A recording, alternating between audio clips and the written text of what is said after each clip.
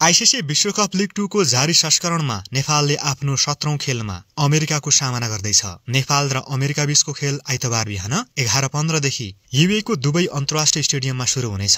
सिरिजमा नेपाल अमेरिकालाई हराएर उत्कृष्ट सुरुवात गर्न चाहन्छ। हालै विश्वकप छनौटमा च्याम्पियन भएर उच्च आत्मविश्वास बटुलेको नेपाली टिम लिग 2 सिरिजमा पनि शानदार प्रदर्शन गर्ने तयारीमा रहेको हो। उता अमेरिका पनि लिग 2 मा आफ्नो लय कायमै राख्न चाहन्छ।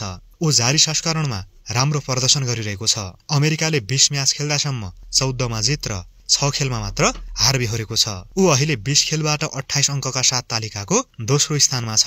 यता नेपालले भने जारी लिग 2 मा सन्तोषजनक सुरुवात गर्न सकेन। नेपालले 16 म्याच खेल्दासम्म 5 मा जित, 9 खेलमा हार तथा 2 म्याचमा अङ्क बाँडेको छ। नेपाली टोली अहिले 12 अङ्कका साथ तालिकाको 7औं नम्बरमा छ। नेपाल युए को सिरिजमा उत्कृष्ट प्रदर्शन गरेर अङ्क तालिकामा सुधार गर्ने योजनामा छ। त्यसका लागि नेपालले श्रृङ्खलामा राम्रो अलराउन्ड प्रदर्शन गर्नुपर्नेछ। हालसम्म नेपाल र अमेरिकाले 9 वटा ओडिआईमा एकअर्काको सामना गरेका छन्, जसमा दुवै टिमले 4-4 खेलमा जित निकालेको विगत छ। नेपाल र अमेरिकाले एउटा खेलमा भने अङ्क बाँडेका छन्। अमेरिकासँगको पछिल्लो 5 ओडिआईमा नेपालले एउटा खेल मात्र जितेको छ। गत वर्ष भएको लिग 2 सिरिजमा नेपालले अमेरिका विरुद्ध लगातार 2 खेलमा पराजय बेहोरेको थियो।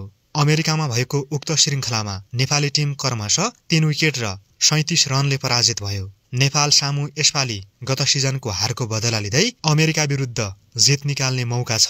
नेपालले अमेरिकालाई अन्तिम पटक सन् 2023 मा हराएको थियो। उक्त विश्वकप छनौटको खेलमा नेपालले अमेरिकालाई 6 विकेटले हराएको हो। नेपाली टोली सोही प्रदर्शन आइतबार दोहोर्याउन चाहन्छ।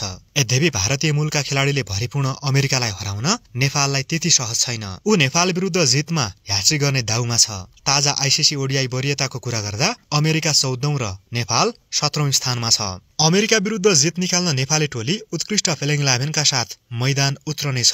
नेपालले आइतबार ओपनिङमा कुशल भुर्तेल र आसिफ शेखलाई नै मौका दिने सम्भावना छ। उनीहरूले यही अक्टोबरमा सम्पन्न टी20 विश्वकप छनौटमा उत्कृष्ट प्रदर्शन गरेका थिए, जहाँ कुशलले 207 तथा आसिफले 195 रन बनाए। उनीहरू अब आफ्नो लय लिग 2 सिरिजमा पनि कायमै राख्न चाहन्छन्।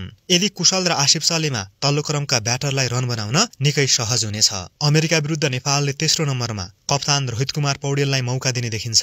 उनी ओडिआईमा नेपालका सर्वाधिक सफल ब्याटर हुन्। रोहितले हालसम्म 68 इनिङ्समा 1851 रन बनाएका छन्। त्यसक्रममा रोहितले 11 अर्धशतक र 1 शतकीय पारी खेलेका छन्। त्यस्तै अमेरिका विरुद्धको खेलमा चौथो स्थानमा भीम सार्की, 5औं मा दिपेन्द्र सिंह ऐरी, 6औं मा आरिफ शेख, 7औं मा गुलशन कुमार झा, 8औं मा सोमपाल कामी, 9औं मा नन्दन यादव र करण केसी मध्ये एक, 10औं मा सन्दीप लामिछाने र 11औं नम्बरमा ललित नारायण राजवंशीले मौका पाउन सक्छन्। तपाईको विचारमा अमेरिका विरुद्धको खेलमा नेपालको प्लेइङ 11मा कसलाई मौका दिनु पर्ला? कमेन्ट लेख्नुका साथै आगामी दिनमा पनि नेपाली खेलकुद र खेलाडीसँग सम्बन्धित अपडेटका लागि कृपया हाम्रो यस पेजलाई लाइक र फलो पनि गर्नुहोला। धन्यवाद।